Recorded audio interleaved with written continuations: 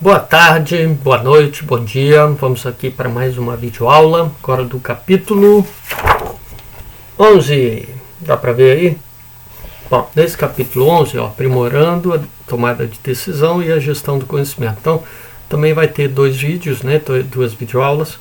Uma com a parte aí de tomada de decisão, né, e a segunda parte, a gestão do conhecimento. Então, vamos começar aqui com a primeira parte.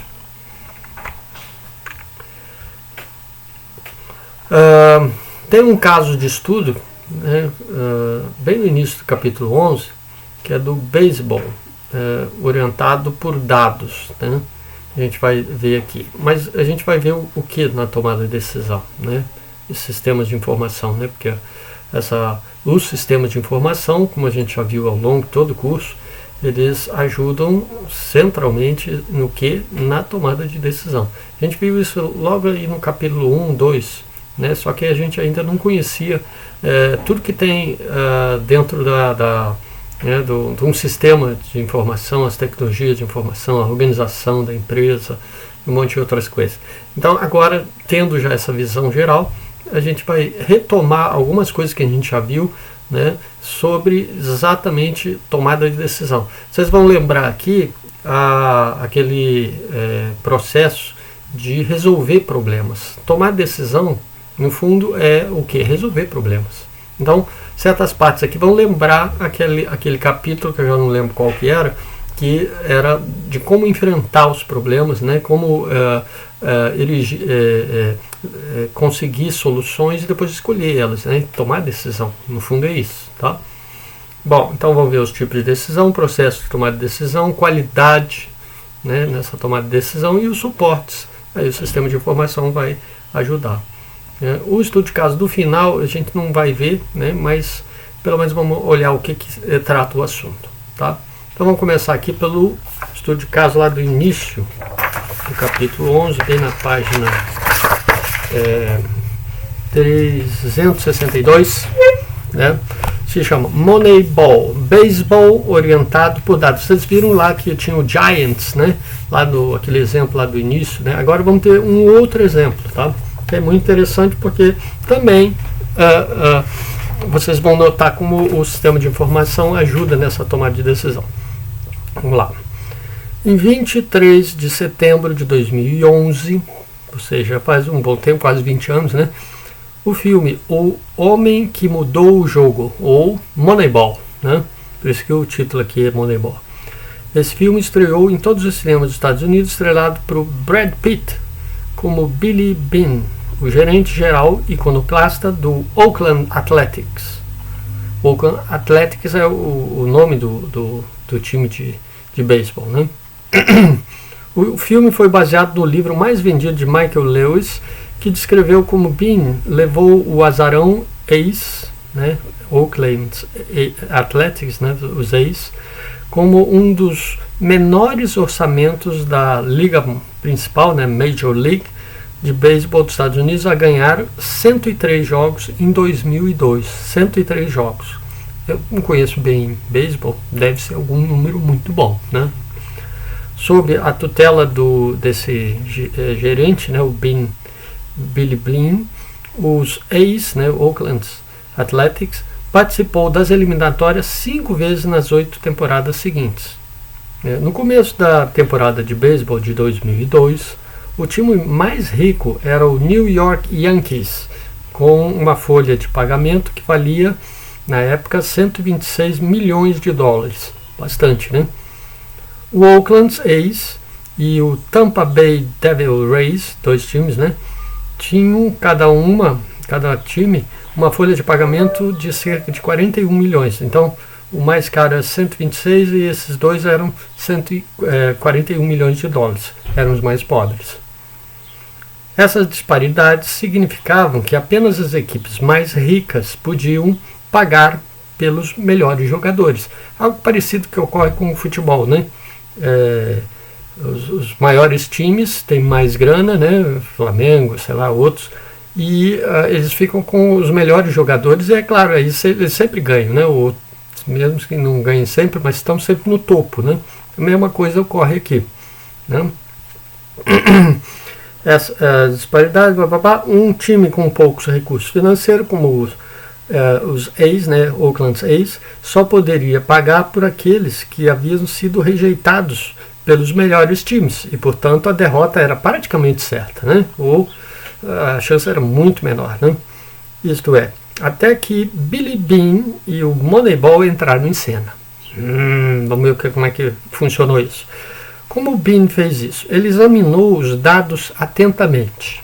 A sabedoria do beisebol convencional sustentava que grandes rebatedores atléticos de mais renome e jovens arremessadores hábeis eram os principais ingredientes para conquistar a vitória no beisebol.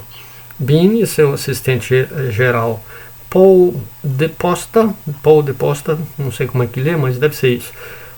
Esses dois aí usaram análise estatística avançada de dados sobre os jogadores e sobre a equipe para provar que isto estava errado.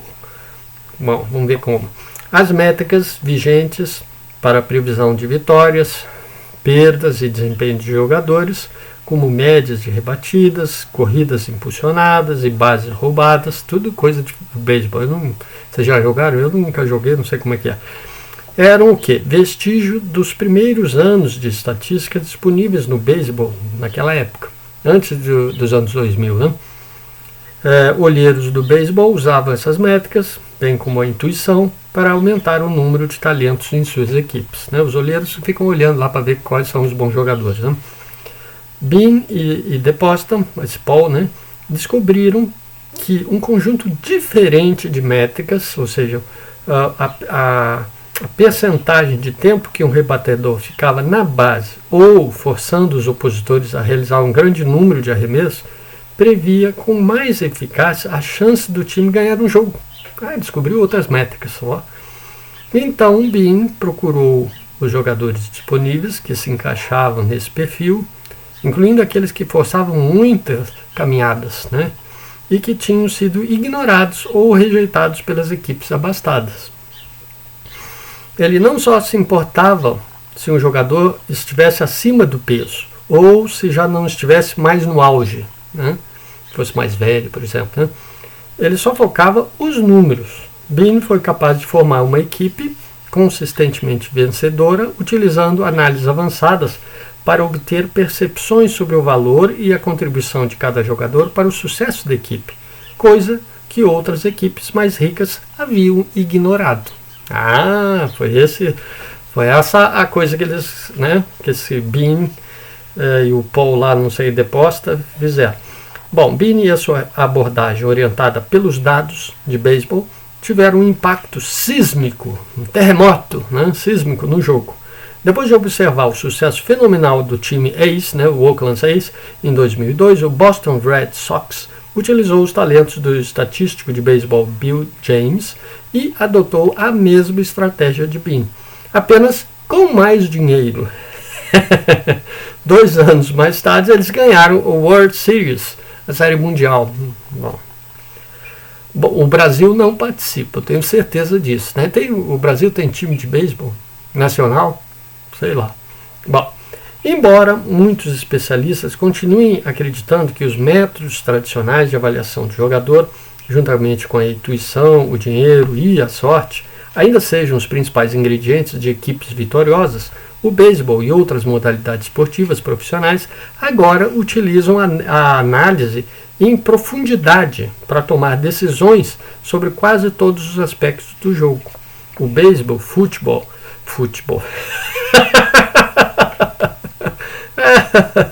O beisebol, futebol, basquetebol, hóquei e equipes de tênis consideram as técnicas analíticas parte de sua vantagem competitiva. A competição entre as equipes de esporte pelos analistas de dados qualificados é quase tão intensa como a batalha pelos principais talentos atléticos, principais jogadores, né? Uma vez que as principais equipes de beisebol da Major League, né, da liga principal, utilizam a análise de dados de alguma forma para orientar suas decisões, o time A's, né, o Oakland A's, já não tem a vantagem competitiva de que gozava, né, em 2002, né, quando eles lançaram isso, né, que eram os únicos que tinham conhecimento e utilizavam, né. Mesmo que Bean não participasse de uma eliminatória desde 2006, ele continua a ser um palestrante muito procurado por circuitos de palestras sobre gestão empresarial. É fácil perceber por quê. O Moneyball não corresponde apenas ao beisebol, mas sim ao aprendizado sobre a utilização de dados como uma arma competitiva, né? Especialmente em ambientes em que os recursos são escassos, né? Os jogadores são caros, né? E a inovação é essencial, né? O beisebol tem sido, de acordo com o subtítulo do Moneyball, um jogo injusto, né? Em decorrência do quê? Das enormes disparidades nos orçamentos das equipes, né? Essa da liga ali. As mais ricas certamente levam vantagem na hora de recrutar os melhores jogadores. Mesma coisa no beisebol, né? Basquetebol. Só que lá tem uma regra lá, os jogadores que saem do universitário, eu não me lembro, quando eles são novatos lá, 17, 18 anos, eles estão saindo lá do universitário, eles têm os times que foram pior colocados no NBA, né, a Copa lá deles de basquetebol, eles têm prioridade para escolher esses principais esses jogadores que saem, né, dos níveis universitários, né? Então isso equilibra o jogo.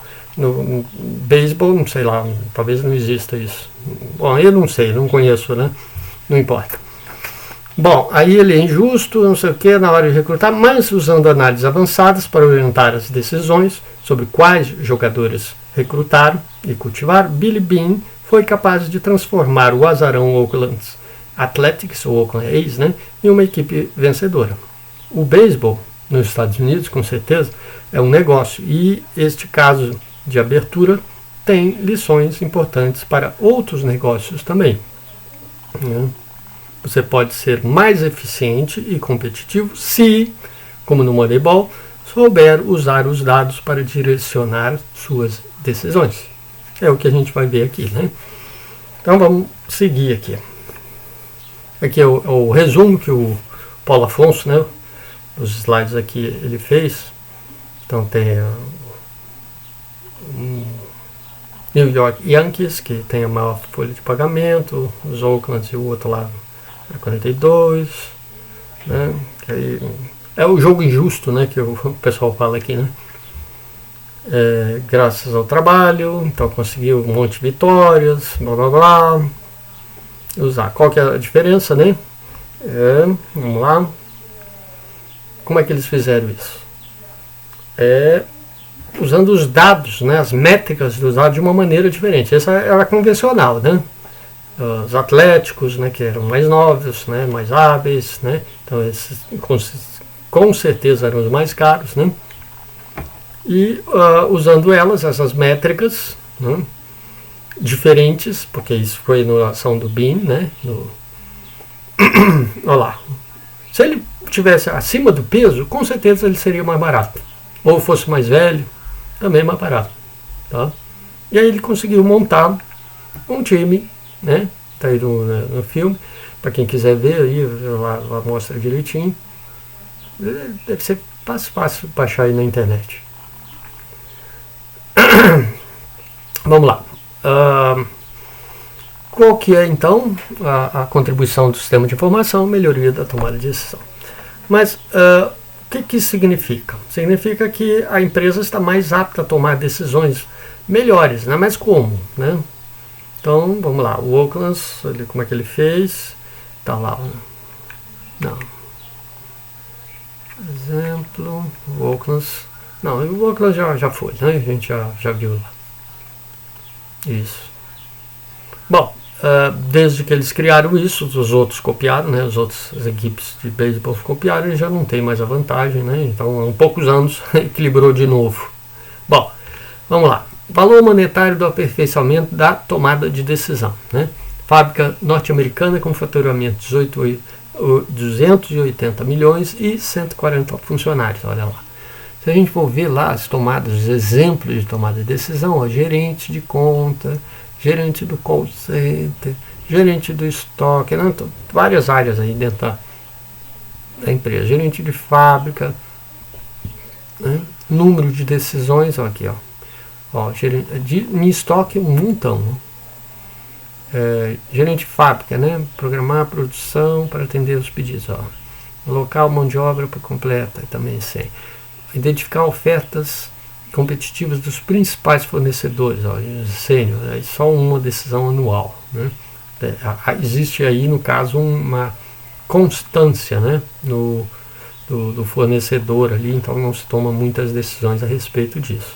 Tá? E o valor, né? Tem cada, né, essas decisões implicam em quê? Que tipo de valor, né? Tá aqui, ó.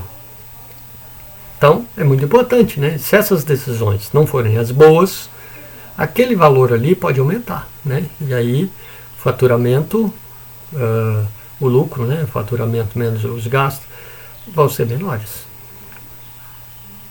Ó, então, primeira coisa, né? Todos os níveis da empresa há decisões a serem tomadas. Então, a importância de tomar decisões não é só lá no topo, é nos níveis intermediários, inclusive lá embaixo também, no nível operacional, como a gente já viu lá no início do curso, né, que tem sistemas de informação naquele nível operacional que também são importantes. As decisões podem ser classificadas de duas maneiras, né? Acho que são três. Tem três maneiras. Não estruturadas são aquelas que o responsável pela tomada de decisão deve usar o bom senso, né?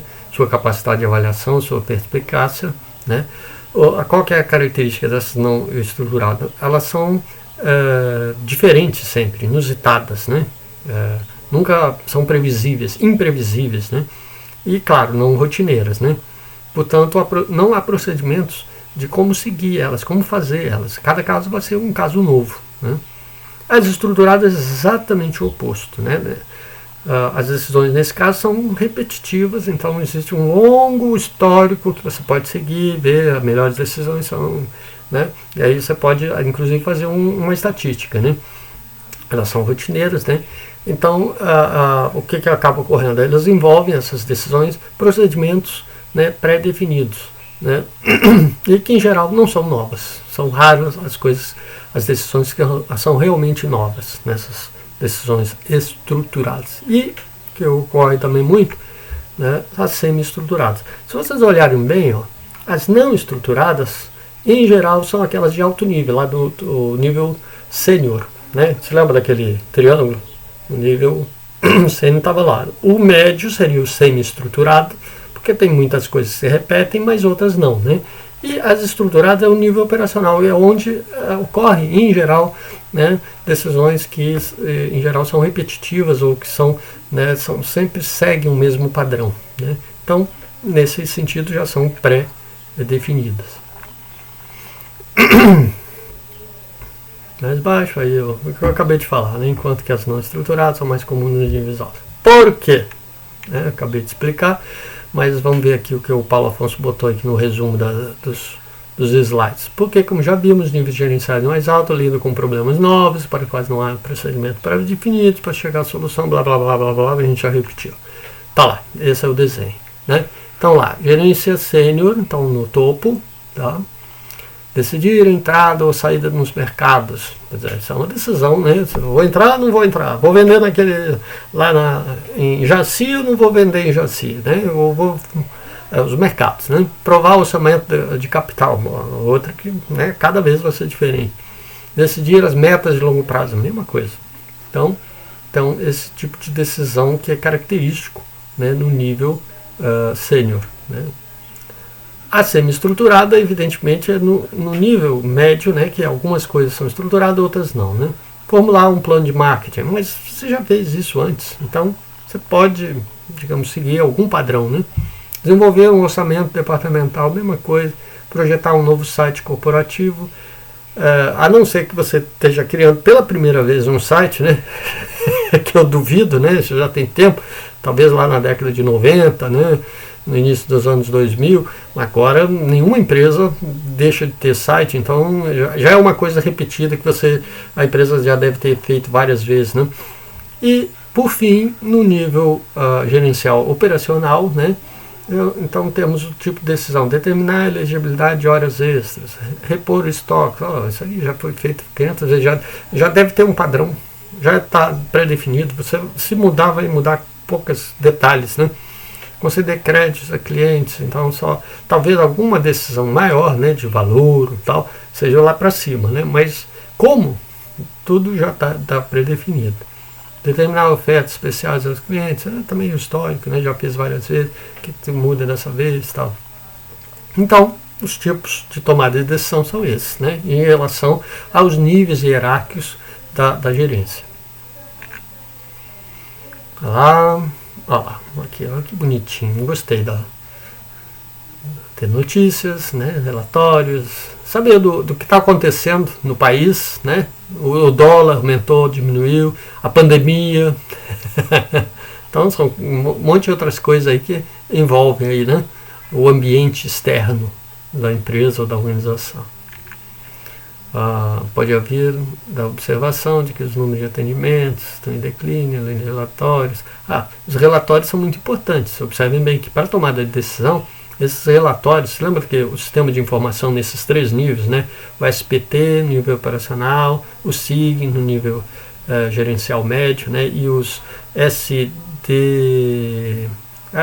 lá de apoio à decisão, SAD, né? SAD no nível top, né? Sênior. Então, para todos eles tem os relatórios. Os relatórios sempre vêm de baixo para cima, né? Os relatórios vêm do nível operacional para o nível gerencial médio para o nível gerencial topo. O gerente pode verificar se o cliente atende aos critérios exatamente aquilo que a gente já viu lá, aqui está repetindo, né, que a gente já viu lá no início. Bom, para fazer tomar a decisão tem um processo, e esse processo aí tem 4 estágios, né, que são, diz o livro aí, muito bem conhecidos no processo de tomada de decisão. O que é? Inteligência, né? Você lembra lá de tomada resolver um problema? Agora não é exatamente igual, mas tem algo parecido, tá? Então, o primeiro estágio é inteligência, né, está dizendo aí, concepção, seleção e implementação. Nessa de inteligência, o que é? Descobrir, identificar, entender os problemas que ocorrem na organização, né?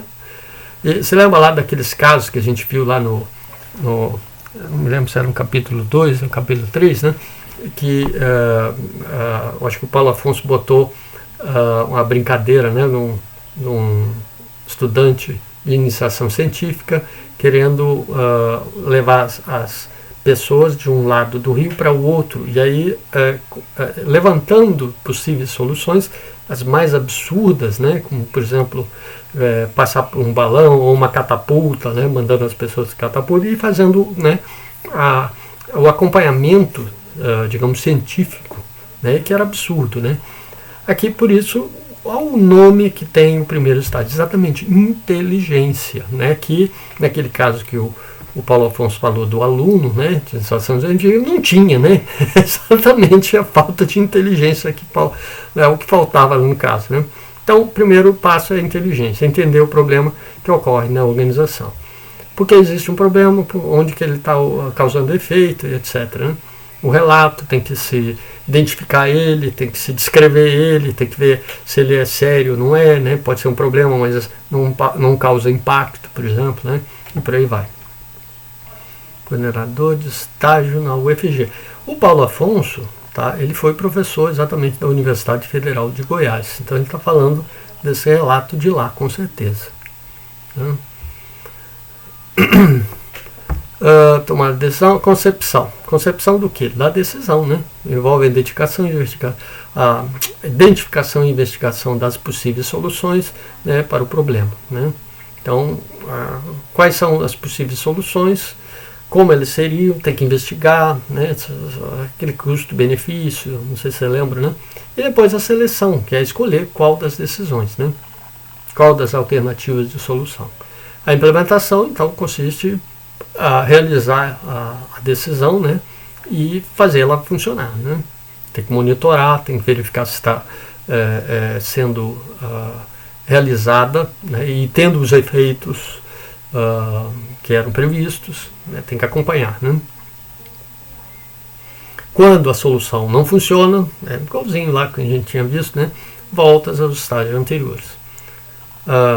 Exemplos, né? Problemas possíveis: queda nas vendas, né? Pagar comissões maiores seria uma solução, melhorar a qualidade dos produtos, uma solução 2, e por aí vai, né? Então, para cada problema vai ter um monte de possíveis alternativas e as decisões vão ser em função dessas soluções. Um desenho bonitinho, né? Inteligência, concepção, seleção, implementação, né? Tomada de decisão. O que está implícito aqui, não está falando, é os problemas, né? Mas é a mesma coisa que a gente viu antes. Bom, e ainda tem mais uma coisa, né? Atualmente muitas decisões não são tomadas por administradores ou por qualquer ser humano, né? Muitas vezes seres humanos são eliminados da cadeia de tomada de decisão por serem, coitados, muito lentas. As pessoas são lentas, nem sempre, tá? Nem sempre. Né? Os caras inteligentes são muito mais rápidos que qualquer máquina. Assim, os passos do processo anterior são executados por algoritmos computacionais. Ou seja, aquilo que a gente viu aqui, ó, inteligência, concepção, seleção e implementação, nos casos em que é possível, tem que falar isso, né? Podem ser executados por algoritmos computacionais, e nem precisa dizer inteligência artificial. Eles vão ter que ter algum tipo de algoritmo, né, da inteligência artificial, com certeza, né? Não serve algoritmos simples, né?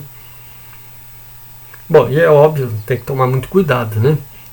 Por exemplo, o Boeing 737 MAX, aquele que caiu, né? Acho que teve uns 3 casos do mesmo Boeing que caiu na Indonésia, sei lá onde, caiu, e era o tipo de acidente era muito parecido, né? Então, aí tem que descrever o caso, mas parece que existiu um algoritmo computacional que tomava decisões no lugar de pessoas dentro do avião. Isso é perigoso, né? Tem que deixar a última decisão, não pode ser do computador, né? Ainda mais um Boeing, voo, né? Que é muito perigoso, um monte de gente dentro dos aviões, né? Então o risco é muito grande. Bom, e aí, claro, depois que tomou a decisão, tem que medir a qualidade, tem que fazer aquele acompanhamento, né? Se a solução, né, adotada, né, para um problema, e todas as decisões que foram tomadas nesse sentido estão tendo o efeito desejado, né? Então, por isso, a qualidade de uma tomada de decisão, né? Bom, e aí o que é preciso? Vamos lá, uma boa tomada de decisão precisa levar em conta as seguintes dimensões: precisão, né? Decisão reflete a realidade; abrangência, completa, sei lá, completa, abrange tudo, né? Imparcialidade, reflete finalmente as preocupações e interesses. Bom, aí quando a decisão envolve muitas pessoas, né? E aí então elas têm que, aí é onde tem conflito, né? Mas que a maioria das partes envolvidas fiquem satisfeitas, digamos assim. Velocidade, a eficiência, aí sim, o computador às vezes é eficiente, né? Respeita o tempo, inclusive partes afetadas como os clientes. Isso aqui, por exemplo, ó, a venda, né? Pagamento, venda, etc., e a entrega do produto, né? Vamos pensar aí, venda online, tá? Velocidade, né, essa eficiência da velocidade é muito importante, né? Você, como comprador aí online, né, fica puto se o teu produto chega depois de, sei lá, 3 semanas, né? Pô, tudo isso, né? Na Netshoes eu consigo em 3, 4, 5 dias, né? Então, isso é importante. Coerência, decisão reflete um processo racional que pode ser explicado a outro, ser compreendido, né, e ser justa. Ora, coerência tem a ver com, né, até certo ponto, com ser justo. Obediência, decisão é o resultado de um processo conhecido, os descontentes podem recorrer a uma autoridade. Isso aqui tem a ver com imparcialidade, ó, tá vendo? Imparcialidade para todas as partes envolvidas serem levadas em conta, né, e não ficarem insatisfeitas ou totalmente satisfeitas. Bom, isso aí tem a ver com o quê? Qualidade da tomada de decisão.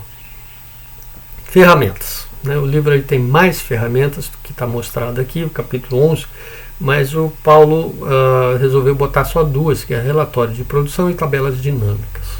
Tá? Vamos ver elas aqui. Os relatórios a gente viu, né?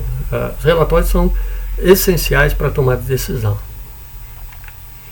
Relatórios de produção são pré-definidos com base na necessidade do setor, né? Então, o uso de salas virtuais dos cursos de graduação da UFLA. Esse é o exemplo que o Paulo Afonso botou aqui, que é interessante, né? Os tipos de cursos utilizados, né? Quantidade de cursos criados, cursos que estão usando, né? Aqui, todas as, né? Vários anos aqui, vários. É interessante. Então, esses relatórios são muito importantes. Relatório de produção, vamos lá. São pré-definidos com base nas necessidades específicas do setor. Então vamos ver um exemplo aqui. Área funcional, né? Setor específico. Venda. Relatório de produção. Previsão de venda, desempenho da equipe de vendas, vendas cruzadas, tempo de ciclo de vendas, tá? Esse tipo de relatórios aqui que são importantes. Outra área funcional, serviço call center, né? Satisfação do cliente, custo do serviço, taxa de resolução, taxas de rotatividade. Isso aqui é só um resumo, né? Na verdade, são outros relatórios também, né? São os mais comuns, pelo menos. Marketing. Eficácia da campanha, lealdade e atrito, né? Conflito. Análise da cesta de compras. Isso aqui vai ser muito específico do tipo de venda, né? Se for de livro, se for de eletrodoméstico, se for de, sei lá, outras coisas, né? São muitas coisas que são vendidas, mas em todos eles vai ter alguma coisa de campanha, né?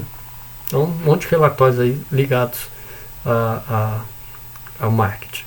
Aquisição e suporte, a mesma coisa, aí tem vários aqui, compras fora de contrato, desempenho do fornecedor, cadeia de suprimento, a mesma coisa, financeiro, aí, então contabilidade geral, fluxo de caixa, contas e a receber e pagar, rentabilidade.